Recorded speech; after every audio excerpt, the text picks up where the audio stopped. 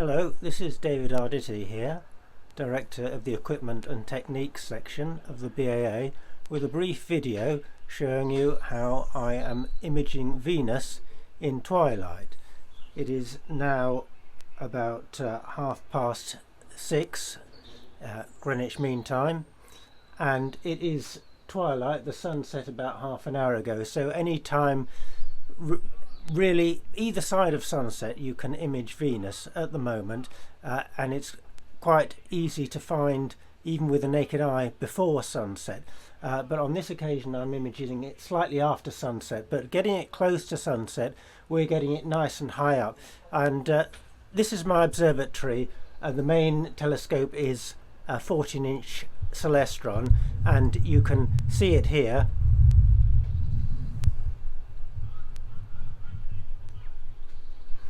It's on an Astrophysics 1200 mounting, a large computerized mounting, and I'll show you the camera system.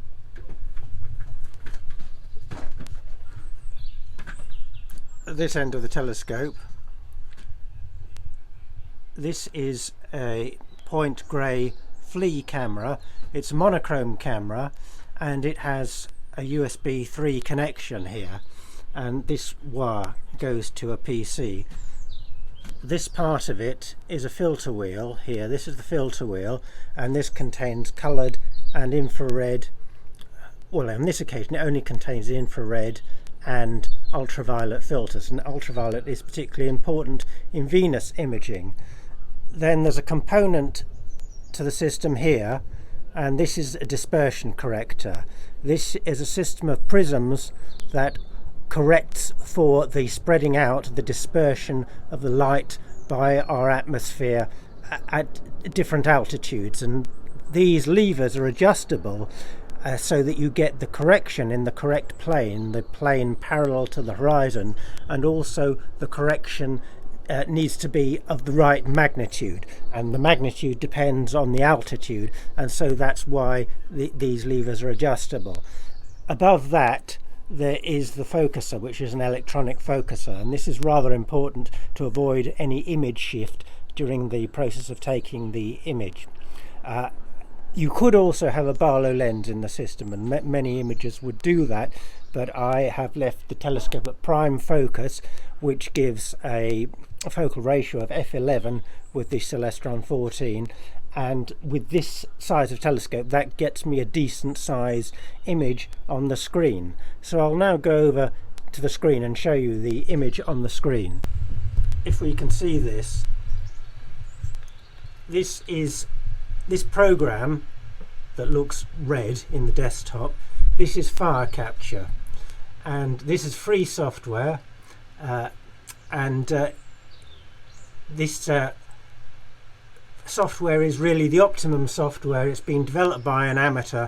It drives many different fast frame rate cameras, and it does all the things that you need for planetary imaging. It's very well worked out for planetary imaging.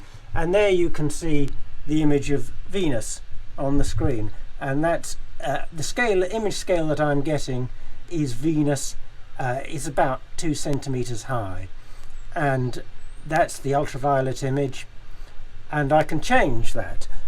I've got a motor on the filter wheel, and there's a little button. There's a little button down here. Let's see if we can see this little thing. That's actually the controller, and that's giving a certain number of flashes showing which position of the filter wheel I'm on, and it's actually giving 5 flashes. It's a 5-position filter wheel. If I press it once, the button once, it goes round to position 1, and actually what I'm looking for is position 4,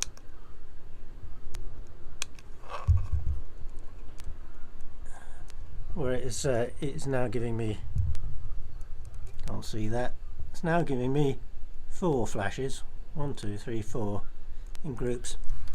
So this is a different filter wheel, and now with the same exposure as we were using on the camera, you can see it's a much brighter image, very much brighter. The infrared image is very bright.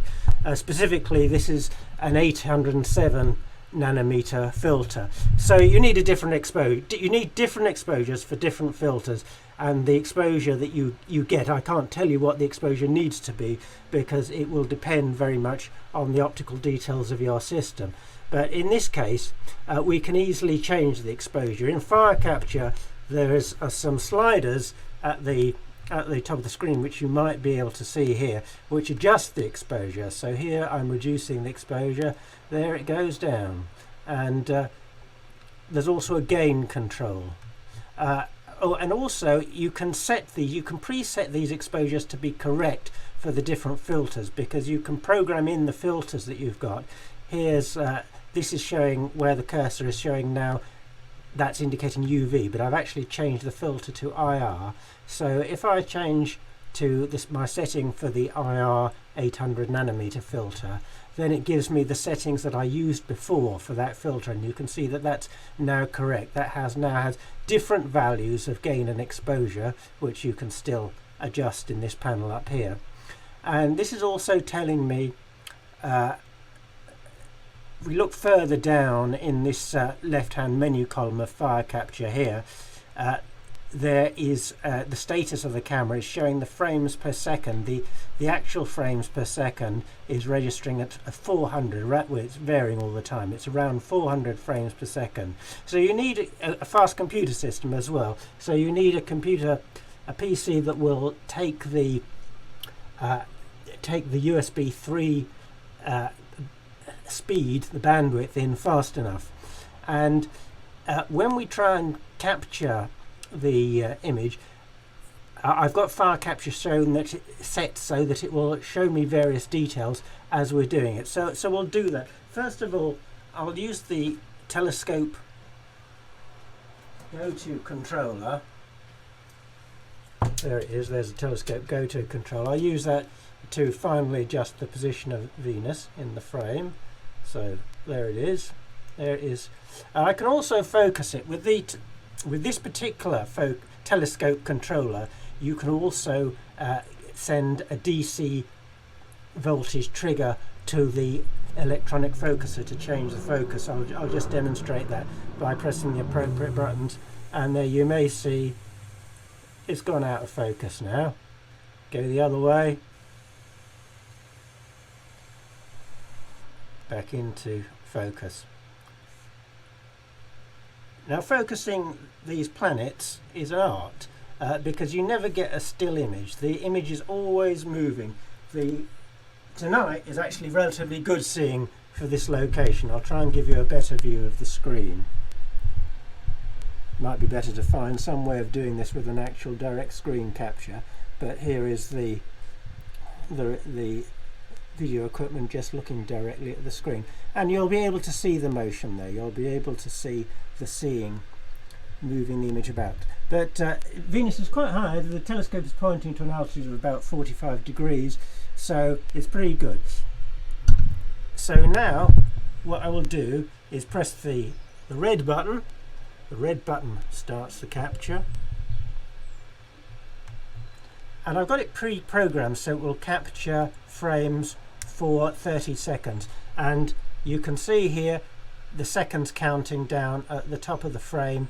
The next set of numbers is the frames that have been captured, and it's already captured 800 frames, going like the clappers there.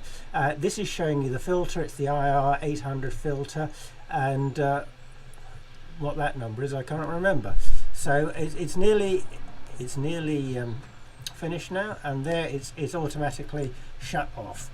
And there's a status bar on the left, and that will show us that it actually captured about 15,000 frames, and it also tells you how much hard disk space you have left. Not very much in this case, about 9 gigabytes, and it tells you how much of the computer's RAM it's doing. Another thing is very useful is this histogram chart here, and that shows you the range of brightnesses in your image. And if you overexpose your image by increasing the exposure, you can see that goes off the scale like that. So you want to more or less fill it. You want to get it, say, about 50 to 75% full to allow for a bit of headroom, but you want to use the available levels in your detector as well as possible. So that's FireCapture, and it saves the image as a SIR file. It can also save AVI files, and this is a restricted area of the chip. And if I show the chip at its maximum area, that would be the full.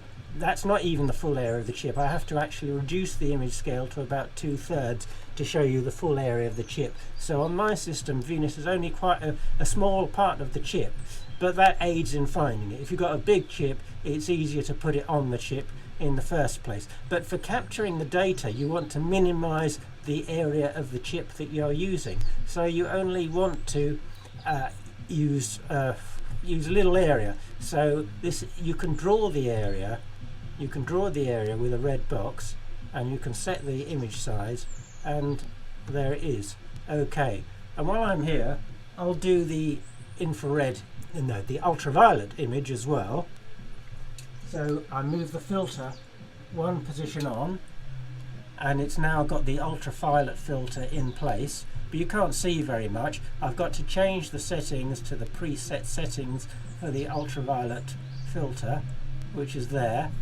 Increase the image scale again to 100%. There it is. It's getting a little. It's a little bit too faint there. So I'll increase the exposure. You can. There's two parameters you can change: exposure and gain. And there's a matter of debate, really, which you should primarily use and how high you should set the gain. But in this case, the gain is set low. I'm sorry, there's a bit of background noise. I won't call it music. Noise from somebody having a barbecue in an adjacent garden. So in ultraviolet, we see the cloud. We see some detail in the clouds. We see brighter patches. These are the brighter patches at the polar, near the polar cusps, and we, after processing, will be more detail visible. And you get slightly different focus points for different filters, so I can try refocusing it and try and get the best focus, although the image is always a bit blurred in ultraviolet. Schmidt Cassegrain telescopes are not perfectly corrected for aberrations in the ultraviolet, so it's not an optimum telescope to be using, and better results might be obtained with a purely reflective system such as a Newtonian.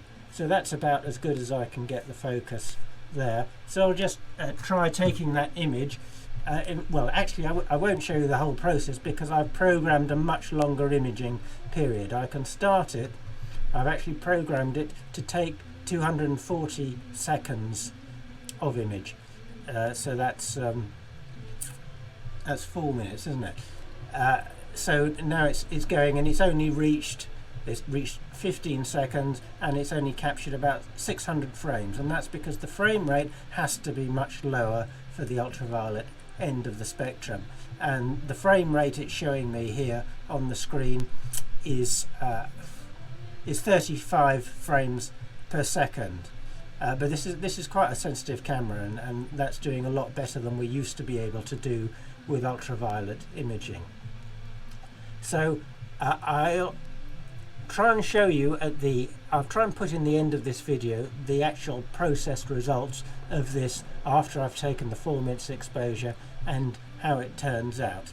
So it's getting quite dark here, so we won't be able to see that much here, but I'll just give you a view of the telescope again.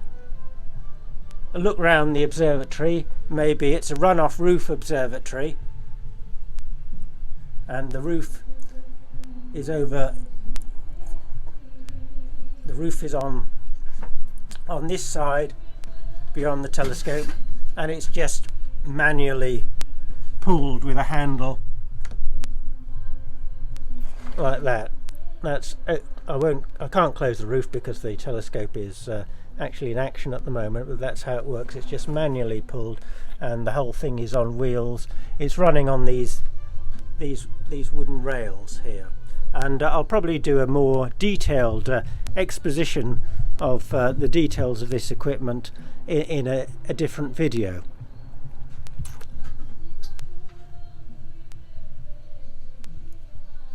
Venus is a spectacular sight now.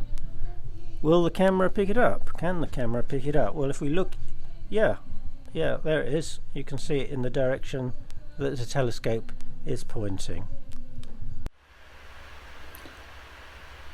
I thought I would show you as a codicil to this video the image stacking, the processing of the images that we've just taken.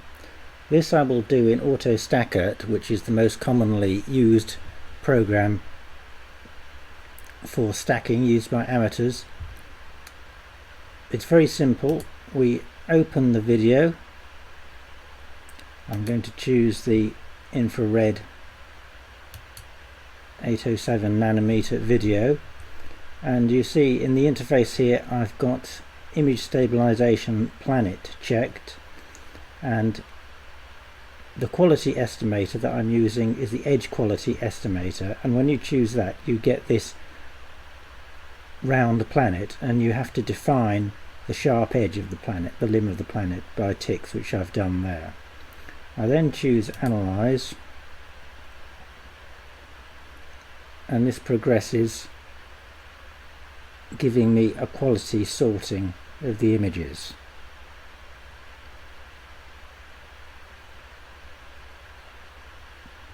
And here is a quality graph, and it shows that about 60% of the images are higher than 50% quality. So I will choose to stack about two-thirds of the images. So in this box up here, frame percentage to stack, I've got 66%. Before I can stack, I need to give it an alignment point. So on this image, I'm going to click once to give me one alignment box 100 pixels in size. You can do multi-point alignments, but I find there's little advantage to it with Venus imaging. And now we can stack the image,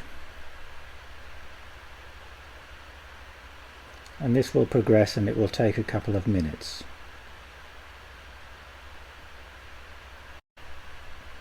The image stacking of the infrared video has now occurred, but we can't see the stacked image. I'm going to open it in Registax, which is an older image stacking program, but this is still very useful for sharpening purposes.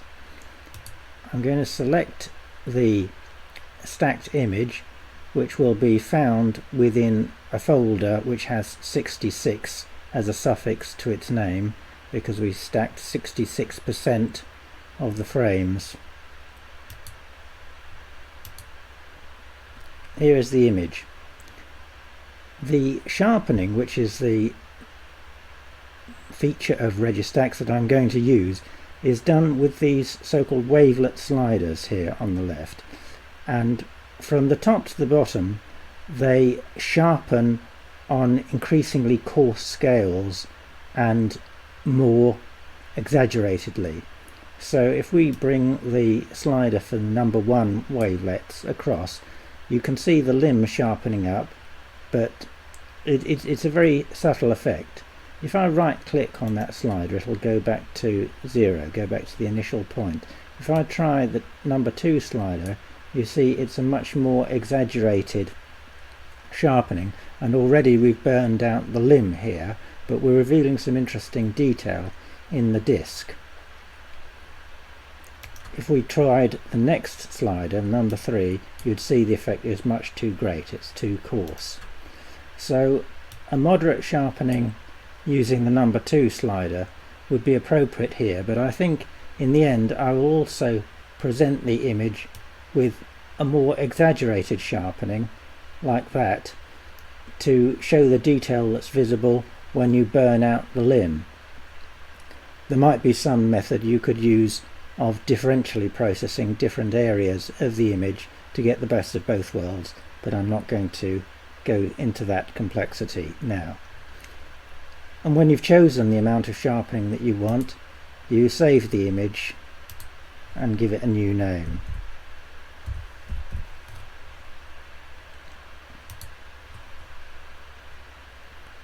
I'll show you also the Registax processing of the ultraviolet image. which I haven't shown you the stacking stage for, but that really was much the same as stacking the infrared image. Here's the stacked ultraviolet image, and again we'll find that the best slider, and you have to experiment with this for your own system, it depends on the image scale and aspects of your imaging system. And you see, drawing this across brings out some interesting detail in that ultraviolet image. This line is a result of sharpening the edge of the chip because the planet drifted during the course of image capture. At the end of the video I'll show you the final images. Thanks very much for watching. This is David Ardissi of the British Astronomical Association saying goodbye for now.